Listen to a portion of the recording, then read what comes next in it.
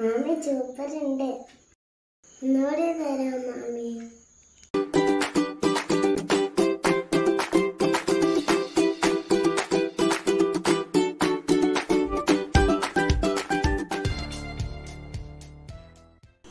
Hi friends, welcome back to Nappoos kitchen. ഇന്ന് ഞാനിവിടെ ഇപ്പോൾ നമ്മൾ സാധാരണ ചിക്കൻ റോൾ ഉണ്ടാക്കുന്നതിൽ നിന്ന് നമുക്കൊന്ന് മാറ്റി പിടിച്ചിട്ട് നോക്കാം. അപ്പോൾ ഞാനിവിടെ ഷവർമയുടെ ടേസ്റ്റിലാണ് ചിക്കൻ റോൾ ഉണ്ടാക്കുന്നത്. അപ്പോൾ നമുക്ക് നേരെ റെസിപ്പിയിലോട്ട് പോവാം.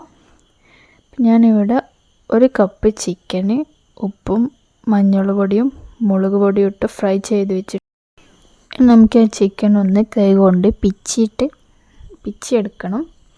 അതിനുശേഷം നമുക്കിത് മസാല റെഡിയാക്കാം. അതിനുവേണ്ടി ഞാനൊരു പാൻ വെച്ച് അത് നന്നായി ചൂടായിട്ടുണ്ട്. അതിനൊരു 2 ടേബിൾ സ്പൂൺ ഓയിൽ ഒഴിച്ച് കൊടുക്കാം. ഓയിൽ നന്നായി ചൂടായ ശേഷം ഒരു 3/4 കപ്പ് ക്യാബേജ് ചോപ്പ് ചെയ്തിട്ട് ഇട്ട് കൊടുക്കാം. എന്നിട്ടതൊന്ന് അത്യാവശ്യം സോഫ്റ്റായി വന്നിട്ടാകുമ്പോൾ അതിലേക്ക് ഒരു 1/4 കപ്പ് ക്യാരറ്റ് ഗ്രേറ്റ് ചെയ്തത് ചേർത്ത് കൊടുക്കാം. അപ്പം നിങ്ങൾക്ക് ചോപ്പ് ചെയ്തതാണ് ഇഷ്ടമെങ്കിൽ അങ്ങനെ ചേർക്കാം. ഞാനിവിടെ ഗ്രേറ്റ് ചെയ്തിട്ടാണ് ചേർത്തിട്ടുള്ളത്. എന്നിട്ട് അതോടെ ഒന്ന് നമുക്ക് ചെറുതായിട്ടൊന്ന് വേവിച്ചെടുക്കണം. നന്നായിട്ട് വേവിക്കണ്ട, ഒരു ഹാഫ് കുക്ക്.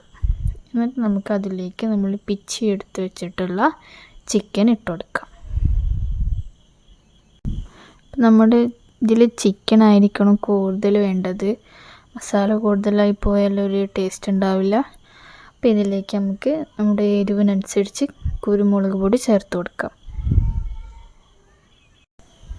എന്നിട്ട് നമുക്ക് ഈ സമയത്തൊന്ന് ഉപ്പ് ടേസ്റ്റ് ചെയ്ത് നോക്കിയിട്ട് ഉപ്പ് കുറവുണ്ടെങ്കിൽ അതൊന്ന് കറക്റ്റ് ചെയ്യുക.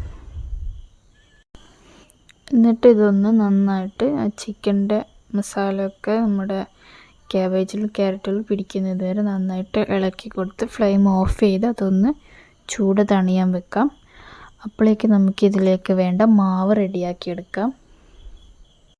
അതിനുവേണ്ടി ഒരു മിക്സിയുടെ ജാറിലേക്ക് 1 മുട്ട പൊട്ടിച്ചൊഴിക്കാം.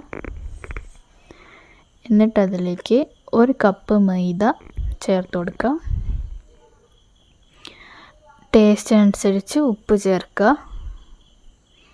എന്നിട്ടൊരു 1/4 കപ്പ് വെള്ളം ഒഴിച്ച് ഇത് നന്നായിട്ട് മിക്സ് ചെയ്ത് അടിച്ചെടുക്കുക. അപ്പോൾ നമ്മുടെ ഗോതമ്പ് ദോശയൊക്കെ ചുടുന്ന ആ ഒരു രീതിയിലാണ് ഇതിൻ്റെ മാവ് വേണ്ടത്. അധികം ലൂസായി പോവരുത്. അപ്പോൾ നമ്മുടെ മസാല ചൂടാറിയിട്ടുണ്ട്. ഇനി ഇതിലേക്ക് ഒരു 3-4 ടേബിൾ സ്പൂണ് മയോണൈസ് ചേർത്ത് കൊടുക്കാം. ഇപ്പോൾ മയോണൈസിൻ്റെ റെസിപ്പി അറിയാത്തവരുണ്ടെങ്കിൽ ഞാനത് ഡിസ്ക്രിപ്ഷനിൽ ലിങ്ക് കൊടുക്കുന്നുണ്ട്. ആവശ്യമുള്ളവർ കേറി നോക്കുക. അതുപോലെ തന്നെ ഇതിൻ്റെ ഇൻഗ്രീഡിയൻസിൻ്റെ റെസിപ്പി ഞാൻ ഡിസ്ക്രിപ്ഷനിൽ കൊടുക്കുന്നുണ്ട്. അപ്പോൾ നിങ്ങളുടെ ടേസ്റ്റിനനുസരിച്ച് മയോണൈസിൻ്റെ അളവ് കൂട്ടുകയോ കുറയ്ക്കുകയോ ചെയ്യാം. ഇത് നന്നായിട്ട് മിക്സ് ചെയ്യുക. നമുക്ക് ഇതിലേക്ക് വേണ്ട ദോശ ചുട്ടെടുക്കാം. അപ്പോൾ ഒരു കയ്യിൽ മാവ് ഒഴിച്ച് കൊടുത്തിട്ട് നമുക്കൊന്ന് പരത്തിയെടുക്കാം. ഇപ്പം ഞാനൊരു ഫ്രൈ പാനിലാണ് വെച്ചിട്ടുള്ളത്. നെയ്യൊന്നും ഒഴിക്കേണ്ട ആവശ്യമില്ല. അപ്പോൾ ഇത് നമ്മൾ തിരിച്ചിടുന്നില്ല. ഇതിൻ്റെ ഈ ഒരു വശം മാത്രം വേവിച്ചിട്ട് അതെടുക്കുകയാണ് ചെയ്യുന്നത്. എന്നിട്ട് അതിലേക്ക് നമ്മുടെ മിക്സാക്കി വെച്ചിട്ടുള്ള മസാല ചേർത്ത് കൊടുത്തിട്ട് ഇതുപോലെ മടക്കിയെടുക്കാം.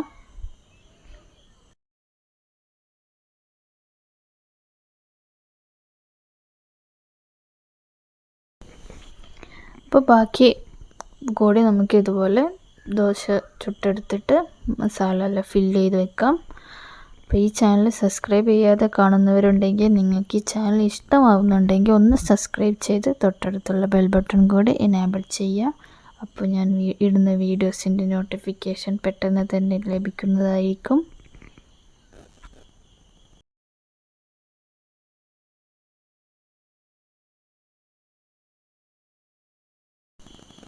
ഞാൻ മുഴുവനും റോൾ ചെയ്ത് വെച്ചിട്ടുണ്ട്.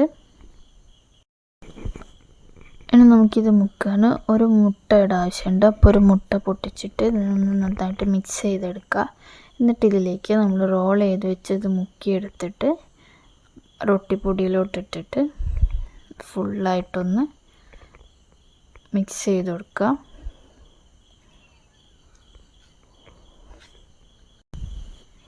അതുപോലെ നമുക്ക് ബാക്കിയുള്ളതൊക്കെ മിക്സ് ചെയ്തെടുക്കാം.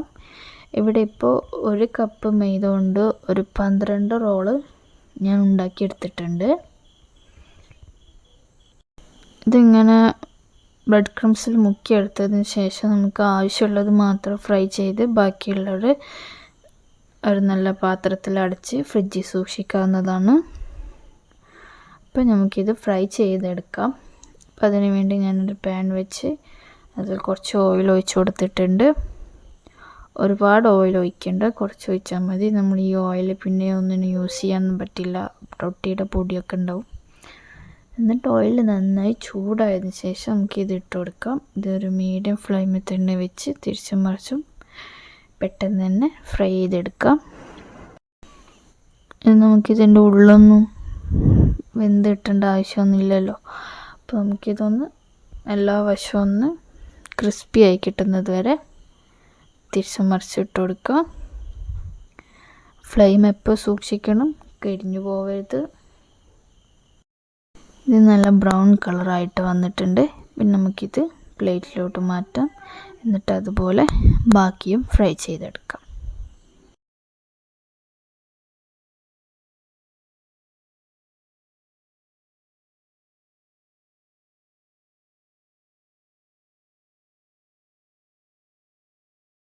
അപ്പോൾ ഞാൻ ഇവിടെ ഇത് മുഴുവനായിട്ട് ഫ്രൈ ചെയ്തിട്ടുണ്ട്. ഇതെല്ലാവരും ട്രൈ ചെയ്ത് നോക്കണം. എന്തായാലും ഇതെല്ലാവർക്കും ഇഷ്ടപ്പെടും. അപ്പോൾ എനിക്കിത് സാധാ റോളിനേക്കാൾ എനിക്കിത് ഇഷ്ടപ്പെട്ടിട്ടുണ്ട്.